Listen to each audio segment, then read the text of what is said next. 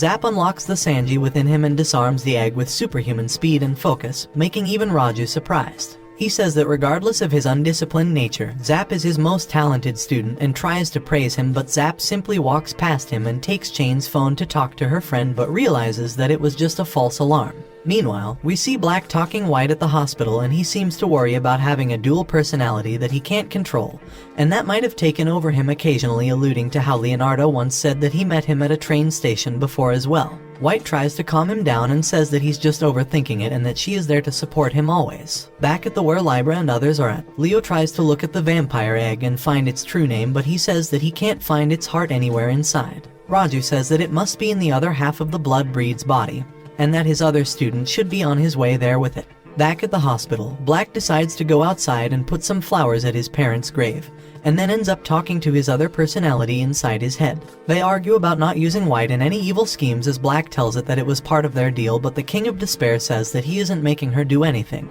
and that she is doing it herself. After that, he puts Black to sleep and takes over him. He then says that it's the time for this great collapse and sets his evil plan in motion. On the other hand, we see an airplane entering Hellsalem's lot from the sea. The local air defense authorities warn it to turn back, but then they notice the half-torn upper body of a blood breed attached at the front of the plane. As it enters Hellsalem's lot, a huge tentacle from the sea comes out and crushes the plane, making the cockpit fly further inside the city. With all the members of Libra in place, Dog jumps and destroys the cockpit and slams it into the ground. After that, Klaus picks Leo up and rushes towards the crash site alongside Zap so they can know its name and seal it once and for all. The regenerating vampire attacks them immediately, but Klaus defends against it using his blood cross. KK buys them some time by shooting the vampire down, and Leo uses this time to get the name of the vampire. After that, Dog picks him up and jumps further down the building to get him to safety. On the other hand, Zap tries to find the junior disciple of his master who was supposed to be in the plane, and he cuts his way out and reveals himself to be a fishman.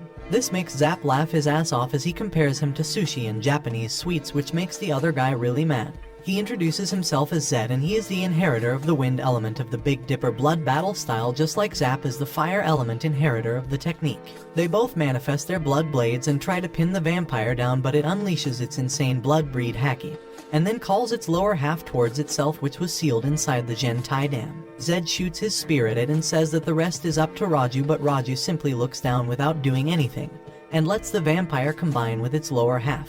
Just then, they both realize that their master wants them to deal with it on their own as a team, and they both use their strongest abilities just like Raju did earlier to seal the vampire. As they damage the vampire, Klaus jumps down and uses his form 999 and seals the elder class breed into a small blood cross by saying its name. After this, he commends Libra on their teamwork and coordination and says that he would like them to take care of Zed, and then runs away like y'all's dad who went out to get milk and never came back. Zed instantly collapses from the shock, and Klaus and the others take him in and let him rest. Meanwhile, we see the King of Despair setting his plan in motion and watching this whole incident alongside Femto and Aligura. He mocks them and says that they are easily entertained while he needs something so chaotic to happen that it changes the fate of this world.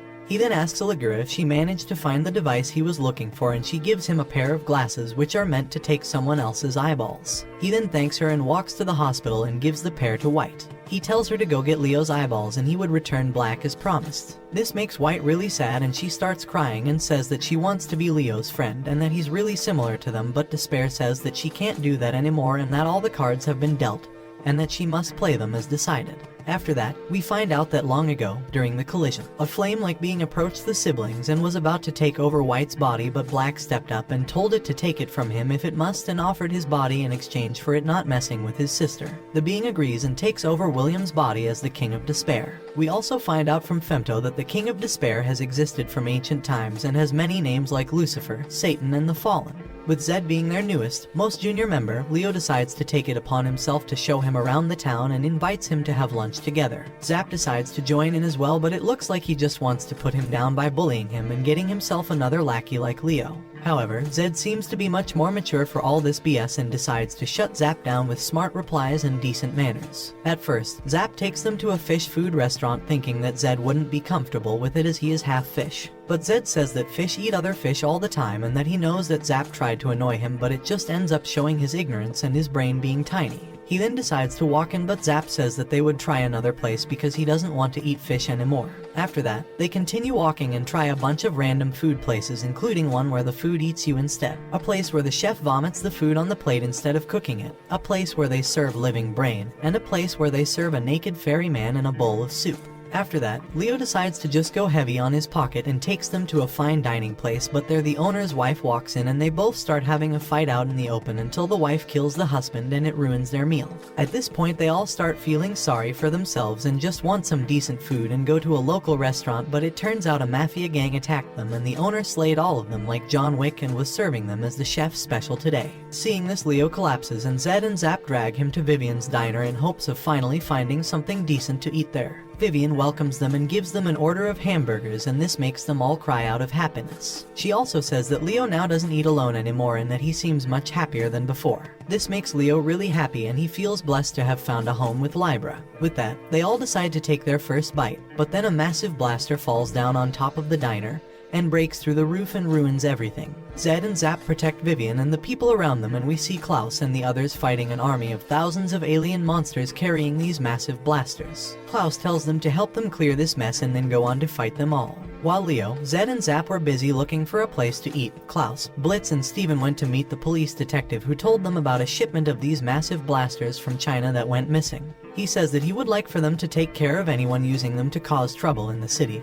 And that's how we get to the diner where Klaus and the others were fighting the aliens. Besides that, they also receive a request from the League of High Order Spirituals, which is an organization of casters that protected the world by containing the collision. They tell them that a seal in one of the barriers around the city was broken somehow, and they ain't really sure what caused it. They say that it happened around the area where they sealed the last Elder Class blood breed and that it all sounds too fishy. That's why they would like them to stay vigilant until they find a way to repair the barrier and find what caused it to break. He also tells them that long ago when the collision happened, a couple of casters went missing and no one knows what happened to them. But from that incident, the two children of those chasters did manage to make it out, and one of them was even working for the League, referring to William. At the same time, we see the King of Despair walking through the streets of Hellsalem's lot as he runs into a beat-up woman who seems to be running away from her chasers. He lets her go and then walks into an alleyway where he meets the two chasers and tells them that he wants to play a game, and if they win he would help them catch that girl.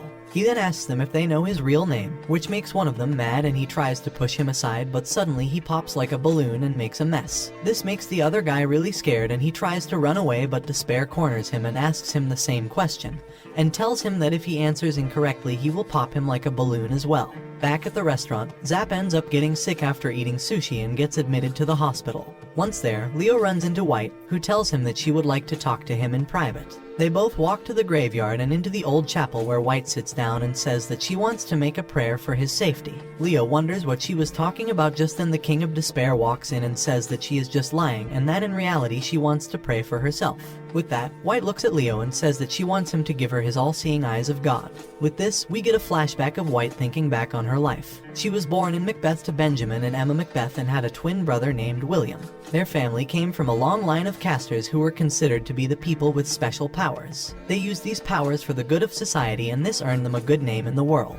But then there was her, Mary Macbeth, the dark spot of their family. Despite both of her parents being casters, she was born with not a shred of special powers. On the other hand, her brother, William, was born with all of it, but he was a wimpy loser who didn't know how to control his powers and would end up crying at the smallest of things. Despite that, she still considered herself to be the one that brought shame to her family, but unlike most anime, her parents turn out to be really decent fellas and they love her as their daughter and don't want to push any ideas or goals on them that they ain't excited about themselves. As William grows up, he stops using his powers and says that he doesn't want to be a caster. They both still feel really proud to see their parents help people all around the world whenever they go on one of their missions, but William seems to have developed his own philosophy about his powers. Mary doesn't like that one bit, but her father convinces her that this just means that William has become brave enough to control his powers and stop them from going wild. He tells her how they are both meant to help each other and support each other in their lives. As time passes, Mary adopts a hobby of capturing pictures of things that she likes. One night, William gets up and takes a picture of his sleeping sister because he really cares for her and decides to treasure it.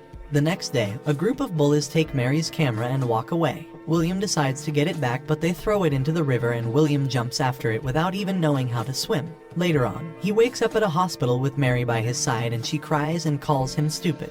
She says that the camera was replaceable, but she didn't know what she would do with herself if he had died, and this makes both of them cry out loud. Later that night, they both talk to each other and William tells her that one time when they were little, he brought a shiny ball of mud to show him, but he got jealous because he wasn't as good at making those and blew it on her face. But to his surprise, she simply got back to making a new ball and he felt so pathetic. That day, he decided to never use his powers again and to work on his own to become a great man. He then shows the picture of her that he treasures and she hugs him and calls him a good brother. After that, she tells him that it would be unfair to not use his powers when he has them and encourages him to train and polish his skills. She supports him in every way possible until they grow up and Will joins his parents as a caster as well. But then the day of collision comes and Mary rushes to find her parents and brother who got caught at the center of this mess. There, she finds William standing in front of a big ball of blue flames. This blue flame turns out to be none other than the King of Despair himself, and this is when William tells him to take his body instead of his sister and to keep her out of all this. Now coming back to the present, we see White putting the glasses on Leonardo's eyes, which make him lose control of his body, and he falls down. The King of Despair then picks him up and drags him down to his lair, where he uses Leonardo's eyes to find one of the seals that make up the barrier around the city and breaks it apart, setting off explosions in the city. He says that while death is inevitable, it is also what gives meaning to life. But to him who is eternal, this eternity is the biggest form of despair. He also reveals that Mary doesn't have a heart and her parents put a special seal in its place which lets her live. After using the eyes so intensively, he starts coughing blood and then goes back to the chapel and sits down with an unconscious Mary. He then says that he truly loved her and then shoots her heart with a gun, saying he will take himself down with this collapse. On the other hand, we see Femto looking at the city from a tower as he says that the King of Despair has certainly chosen a really dull day for his great collapse. After that, he goes to where Leo is being held and wakes him up.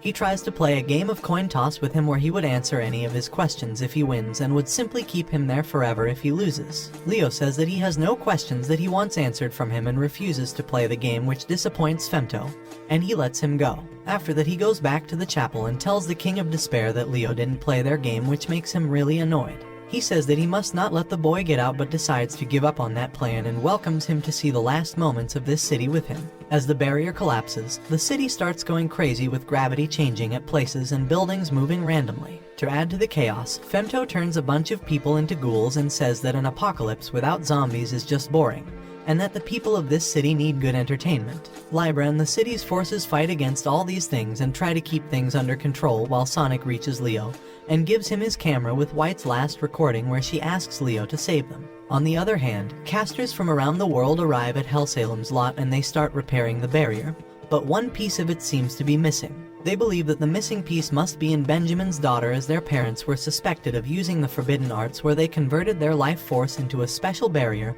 that stabilizes the barrier around the city and draws power from it to sustain Mary. But now she has gone missing and it looks like she is trying her best to keep the city from completely collapsing and starting another event like the Great Collision. After looking at White's video, Leo decides to go find William and save him from the King of Despair alongside Mary and uses his eyes to locate him.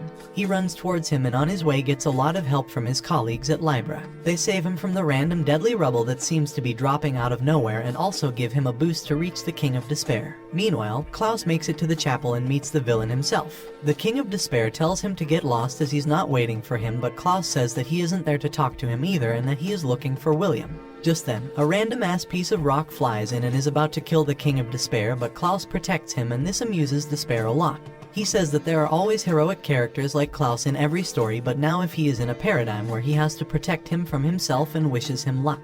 Klaus grabs him by his throat and feels conflicted as he doesn't want to hurt William but can't separate Despair from him either. He further protects him from a bunch of random rubble flying their way and try to use Talk no Jutsu on him, but Despair sends him back flying using his psychic powers and says that William is long gone. Just then, Leo arrives on the scene and says that that's not true and that he can see the real William standing right beside him and crying that he wants to live.